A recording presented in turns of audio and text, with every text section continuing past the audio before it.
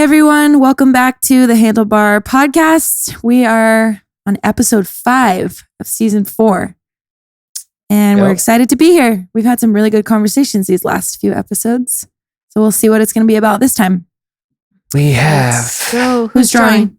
Whoa. Jinx. That's crazy. All right, drum roll. We'll do it together. Drum roll. There's only one question He left wants to in draw. here. Yeah, all right, I'll be the only one that drum rolls. Oh, Rafi's holding the bowl. I'm drawing the question. It's called teamwork. Teamwork makes the dream work. Marion from Tuscaloosa, Alabama. Roll Tide. Tuscaloosa, Roll Tide. How do you slow down and live a life of simplicity? Oh, Love this I do question. too. How do you slow down and live a life of simplicity? Oh man. Great This question, is Marion from good. Tuscaloosa, Alabama. Great question. Mm. Let me set a timer. This has been a theme for us this year. All right, 15 minutes. Boom. It has started. How do you slow down and live a life of simplicity? Sir Beth, how? How do you slow down? Well, the first thing I would say is take your calendar out, whether it's on your phone or a piece of paper, and write down everything that you have, everything that you want to do. And my guess is, if you're like me, it's way too much. Like way too much. And I know I'm in a very specific season. I have 2 young babies, 2 and under. And the way that I used to live life is just not sustainable right now. And I can see it if I'm trying to be too busy or trying to fit too many things on my schedule. I can see it in my kids. Like, for example, this morning, we live in Arlington. We're recording in Dallas. So it's about a 30-minute drive. And I was like, well, we'll just bring them. We'll get sitters to come and take them to a park, whatever.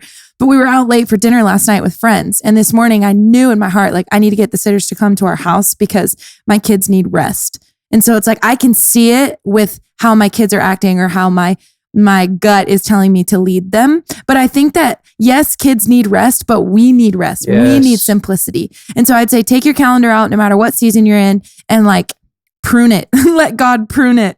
And then a really practical one that I learned from reading a book recently is like make your own food at home if you want to live a life of rest and simplicity, because our culture is so fast food, fast everything, that we can fill our schedules in a way that people 100 years ago could never do. Like people 100 years ago would look at our jobs and our life and be like, how are you even alive? You know, like, how are you even doing that? And it's because we weren't made to live like that.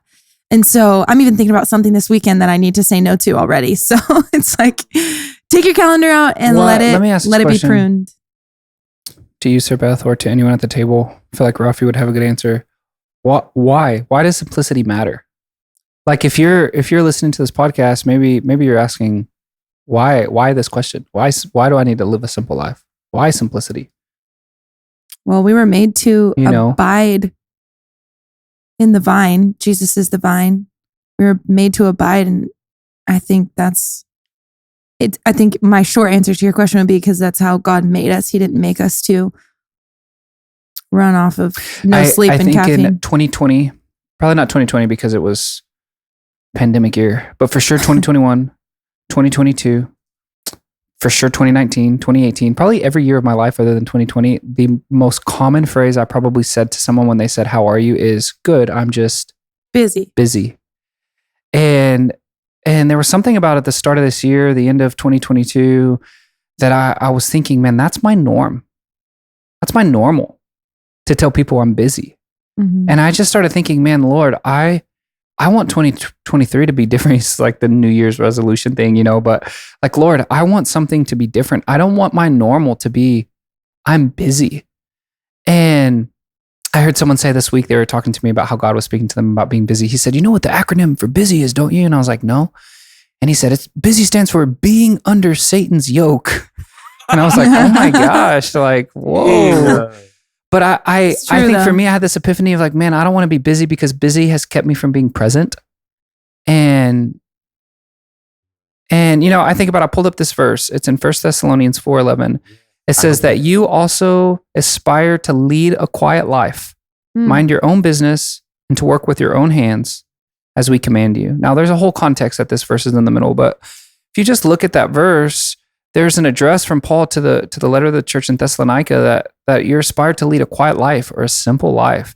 think sometimes we put high stakes on like having these big thriving businesses or ministries or go from here to there and all of these things. And we forget the fact that at the end of the day, like simplicity keeps us present. And I think we have enough Christians that are not present, and it's been a stumbling block to the world of who Jesus is in the gospel. And it's a convicting question, Marion.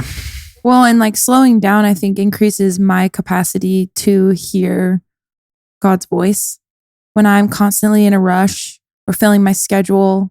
I realized that years ago when I really first started walking with the Lord, it was I was in college, I would say at this time, but I realized that I didn't like to be alone. Like I would fill my schedule with coffees or with like hanging out or with, I remember the first year Aaron and I got married, he's like, like you don't like to be at home. Like, let's go home, And I'm like, I didn't like to be alone. And I realized that it was because I didn't want to face what was going on internally. And I was afraid to face that with myself and with the Lord. And I was so busy that I didn't even have like the thought or time to slow down. But I think slowing down, like I said, increases my capacity to hear God's voice. And I think there's just something about like Aaron and I being young parents in this season. You see how fast time goes and you see your kids growing right before your eyes. And that in itself is like, oh my goodness, I want to slow down and enjoy every moment I can with them. And I think that's kind of a picture of how the Father feels about us. Like, will you just slow down so I can enjoy the moment? Yeah, so we can enjoy a moment together. I just think it's so important. Like, I think there was like a recent study that came out about like, there's like a literal physical sickness of people who are super busy. And yes, it's like anxiety and depression, but it's also a physical thing. I don't know all the details about it, but I heard it and I was like, that makes so much sense. Like we're like physically sick as a nation. I'm talking to like America because that's where we live. But as a nation, we're so busy and so fast paced that a lot of us, I don't think, slow down enough to hear God's voice, and we're like physically sick because of it. And I think that we're still very much in the season of like learning how to slow down. But I think the question says how to slow down. So it's going to be like, it can get really practical, I think. I was sitting with the Lord on this and he said to me, Aaron, you can't be busy and live at my feet.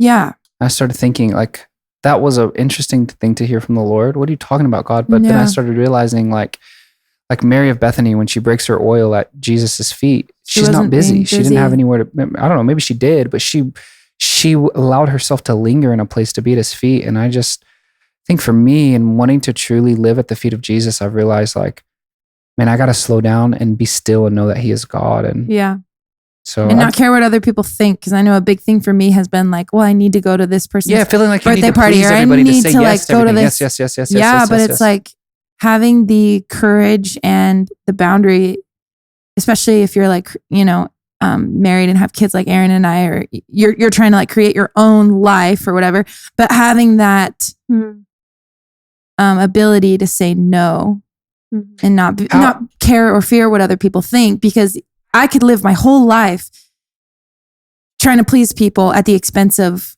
not resting or not slowing down or not like taking care of myself or my family. But it's like, getting rid of the fear of man. How has this played out for you guys? Because Sabbath said it multiple times, we're in the season of being parents, married. You guys are single, dating, but don't have kids. How has this showed up for y'all? Or has it? Yeah, I mean, I heard a quote once that it was said, if the devil can't get you to sin or lead you away from God, he'll just keep you busy so you don't spend time with God. And totally, I think like there's almost something in our culture that says that I'm valuable if I'm busy. And that's so like that's so countercultural to a biblical life. Like it's a commandment to Sabbath. It's a commandment to rest. And it's not because it's like the Lord doesn't care about our productivity, but he cares about our literal health and our being. Like if you don't sleep after a few days, like it's so unhealthy. Like there are conditions that take place, like, you know, and there's something in us that we have to rest in order to stay healthy and to stay present. And I think for me, like, I've had to learn in what Sarah Beth just said is to say no, and realizing that my no is actually a yes to something else. Yes. Yeah. And I love how, Aaron, you brought up Mary and Martha, because I think the lie is that it's better to be busy. But scripturally, Jesus is saying it's actually better to sit at my feet. Yes. And so having to renew our mind where it's like, okay, we live in a world where we have 9-to-5 jobs. We have to make money to pay for this world, our lives. So God is not unaware of the times that we live in. Yeah. But he's also made things very clear of like, I promise you, trust me on what I say is better for you. Yes. Like, because he tells Martha, because Martha is like, Lord, would you please tell my sister to like Make this food with me. like help me do what I'm doing? Mhm. He's like, Martha, you're so worried by so many Oh, man. things. And busyness creates worry. And then Totally. worry stills our ability to rest. And he tells Martha, he's like, your sister has chosen a better thing by sitting here.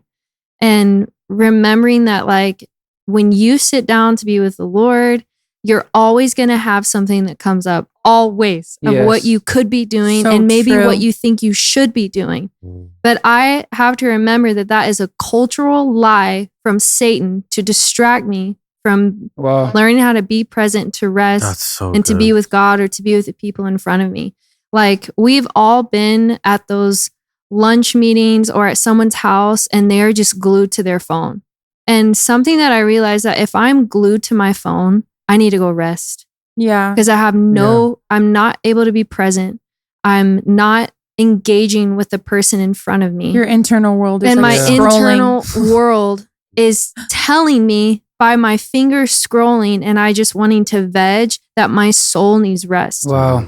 And finding those things that give me rest. Being outside can change a life. Like, sitting in the sun, going on a walk, sitting under a tree, putting your feet in some grass. Like, there are just, if you look at nature, like, they do not strive. Yes. And there's something to learn where it's like there. And I think sometimes we get confused with like stewardship and striving are twins and you kind of can't tell them apart. Oh, wow. But the fruit looks very different. So it's like stewardship, there is a peace in a person who's learned how to steward, and there is a frantic, like rushing state of mind for the person who's striving. You look at the fruit of the two and you'll know whether you're in stewardship or if you're striving, because you do everything from rest, and striving has no rest connected to it. Yes. None. No. So that's just something for me is I've learned to identify that, like, if stewardship and striving could be a thing, they're twins and they look exactly the same, but the fruit that they produce are completely different. Wow. Whoa. I said a lot. Stewardship and striving are twins. That is so good. It's so real. Enjoy. Like, yeah, well, that's what I busyness was going to steals say. your joy. Joy is the first thing that goes. Yeah.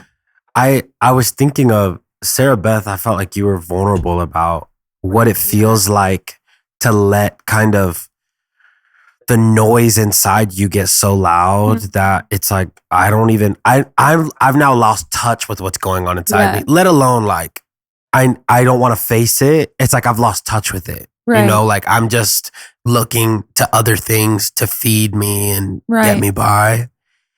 I just keep thinking, if I was to do that with like a sprained ankle, That'd be bad.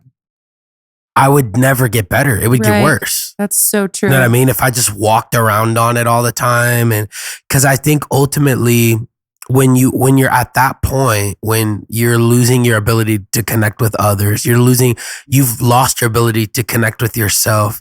Your eyes like you said, you can't live. What did you say? You can't live at my feet You and can't be live at his busy. feet and be busy. But the soul was made to do everything with God. Yeah. And like Jesus says, if your eye is single, your whole body's full of light. And I'm thinking of, there's a book called The Ruthless Elimination of That's the one Hurry I was by John referencing. Mark We just Comer. finished Okay. I reading feel that.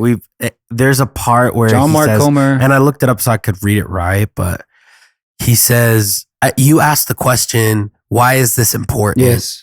And I literally, he starts with because, and it says, because what you give your attention to is the person you become. Put another way, the mind is the portal to the soul, and what you fill your mind with will shape the trajectory of your character. Goodness. In the end, your life is no more than the sum of what you gave your attention to. Wow. And I just honestly Wow. feel the fear of the Lord when reading that. It's like I've been given this life, and I can make a decision. There's another, I forget who it is that says it, but he says there's no solutions, only trade-offs. Mm. And I think when I think of like life and all the things I could be doing, and when I feel that pressure to say yes, and when I'm in the grind, and when all these words that, like you said, they've become valuable in some sense, busyness, grinding, I think a lot of it can be tied to money. It always spirals out of control. Mm-hmm. It's true. And what you find yourself doing is playing catch up, and you lose your ability to choose, where is my time going and where is my attention going? Now you're going, I don't want to disappoint this person. Like, why am I at this place? Why am I doing this thing? I don't even know why anymore. I'm just trying to play catch up. And I don't think that's what we're called to. I think we're called to choose the better portion. Mm-hmm. Mm-hmm. And we're actually transformed. I love the way he puts that, because scripture says we're transformed by looking, and what we give our eyes to, what we give our attention to. And I just, you like you said, you can't have your eyes on him and be busy. Yeah. Mhm. And I remember kind of a sermon that you taught about busyness, and you talked about Emmanuel. He's Emmanuel, God with us. Yeah.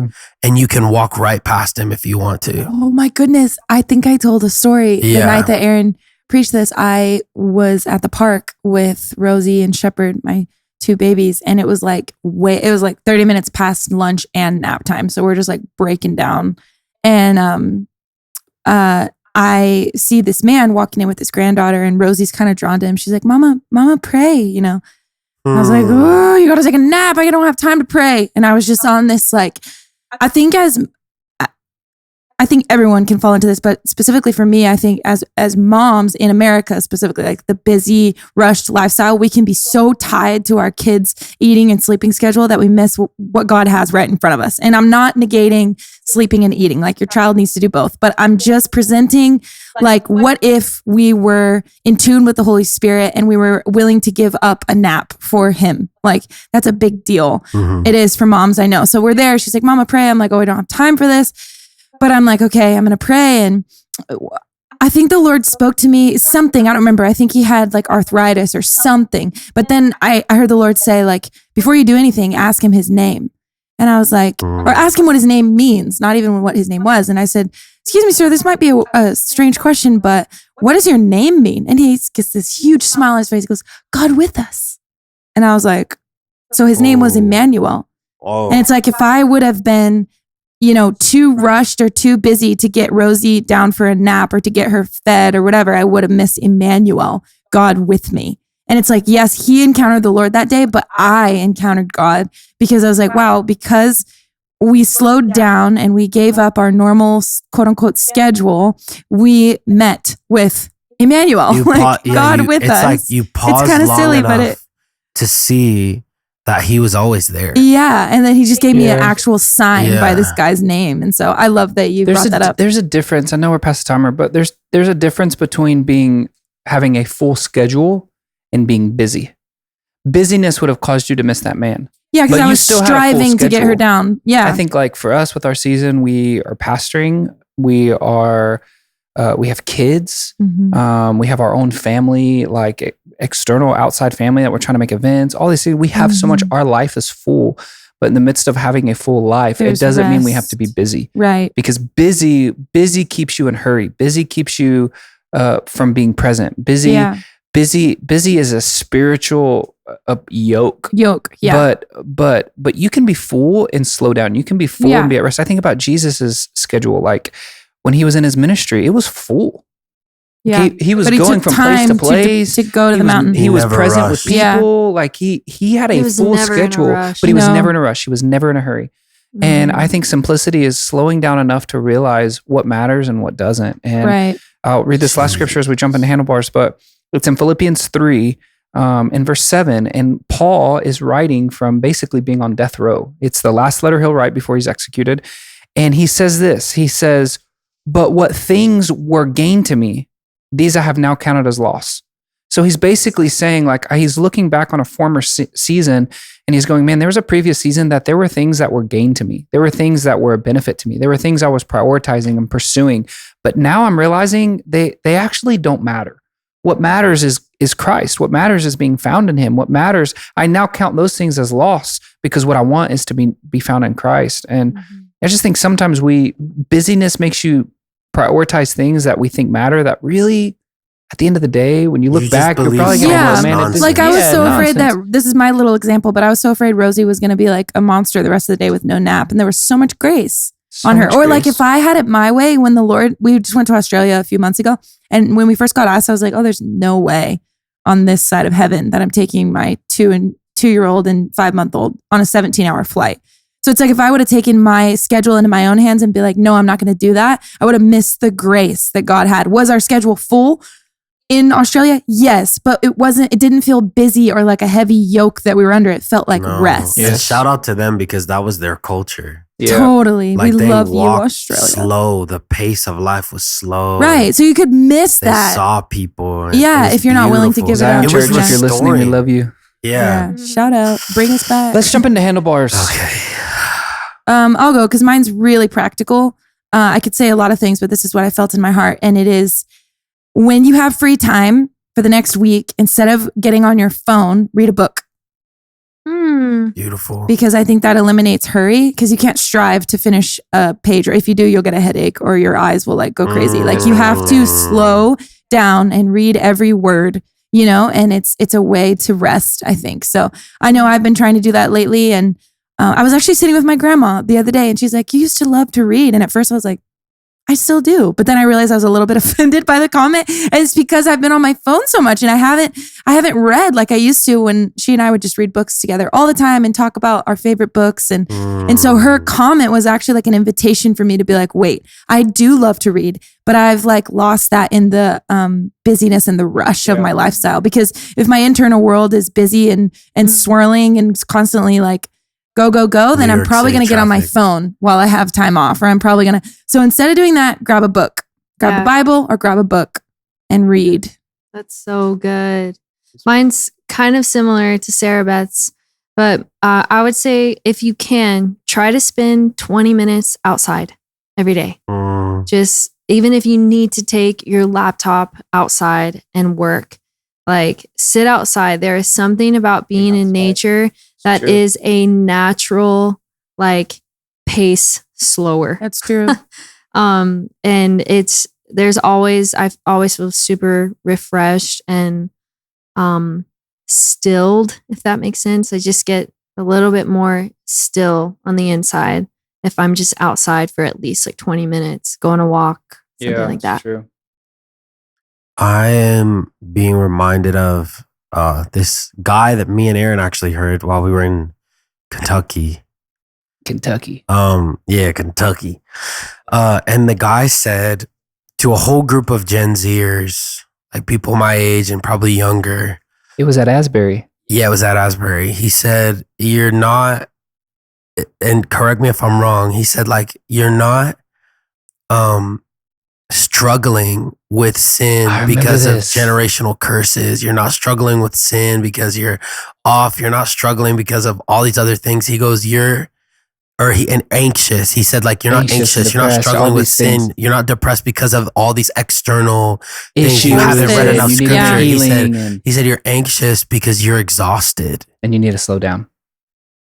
Like Yeah. just that, yes. And he Ooh. goes, well, and he was talking about Sabbath. And so Wow. my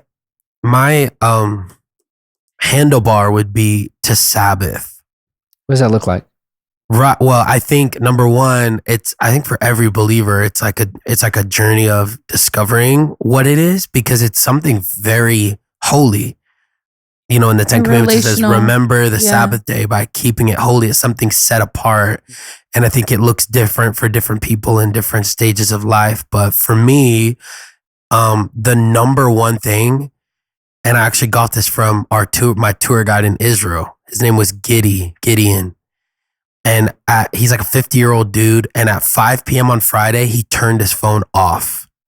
And I was like, his family was like far away. And I was like, do you leave that off like for 24 hours? He goes, yeah, of course. He's like, it's my favorite part of the week. And after he did that, I started doing it. And and I wish I could say I do it every week. I want to get there. But when I do it, it becomes my favorite part of that week. When it's shut down, I don't even use it for maps. Like I basically have to submit to a simpler way of living. Ooh. Because I don't have as many options. It takes That's away good. so many of my options. The only people I can talk to are the people that I'm looking at. The only people I can hang out with are the ones I'm seeing.